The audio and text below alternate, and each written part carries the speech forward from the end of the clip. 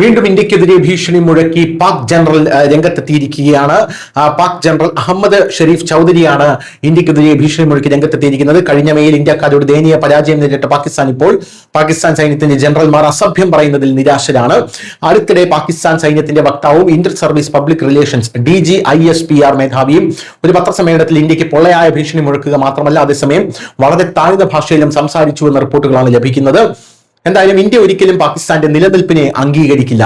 ഇതിനാൽ അത് തയ്യാറായിരിക്കണം. ഇന്ത്യ നിങ്ങളുടെ നിലനിൽപ്പിനെ അംഗീകരിക്കാൻ തയ്യാറല്ല. ശത്രുവിന്റെ ശത്രു ഒരു സുഹൃത്താണെന്ന് അവർ പറയുന്നു. വന്ന് നിങ്ങൾക്ക് ഇഷ്ടമുള്ളത് ചെയ്യുക.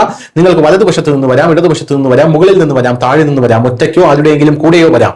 നിങ്ങൾക്ക് ഇഷ്ടമുള്ളതുപോലെ വരൂ. ഒരിക്കൽ നിങ്ങൾ അത് ആസ്വദിച്ചില്ലെങ്കിൽ നിങ്ങളുടെ പണം തിരികെ നൽകുമെന്ന് പാകിസ്ഥാൻ സൈനിക വക്താവ് lieutenant general Ahmed Sharif Chaudhary തന്റെ പ്രസ്താവനയിൽ ഇപ്പോൾ പറയുന്നതായിട്ടുള്ള റിപ്പോർട്ടുകളാണ് വരുന്നത്. തിരക്കേറിയ ഒരു പത്രസമ്മേളനത്തിൽ ഒരു വനിതാ പത്രപ്രവർത്തകയെ നോക്കി കണ്ണിറക്കിയ അഹമ്മദ് ഷെരീഫ് ഖുറേഷി തന്നെയാണ് ഇത് എന്നുള്ളതാണ് മറ്റൊരു പ്രധാനപ്പെട്ട കാര്യം. ആ സമയത്ത് സോഷ്യൽ മീഡിയയിൽ ആളുകൾ പാകിസ്ഥാൻ ജനറലിനെ ശക്തമായി അപലപിക്കുകയും അദ്ദേഹത്തിനെതിരെ അവരുടെ രോഷം പ്രകടിപ്പിക്കുകയും ചെയ്തു.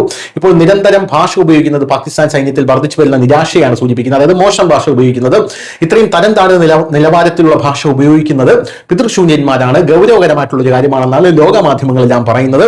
ഒരു റിപ്പോർട്ട് അനുസരിച്ച് ഒരു പാകിസ്ഥാൻ ജനറൽ ഇത്രയും ഭാഷ ഉപയോഗിക്കുന്നത് പാകിസ്ഥാൻ സൈന്യത്തിൽ ആഴത്തിലുള്ള അസ്വസ്ഥതയാണ് സൂചിപ്പിക്കുന്നത് എന്ന റിപ്പോർട്ട് പുറത്തു വരുന്നു. News desk news India Malayalam.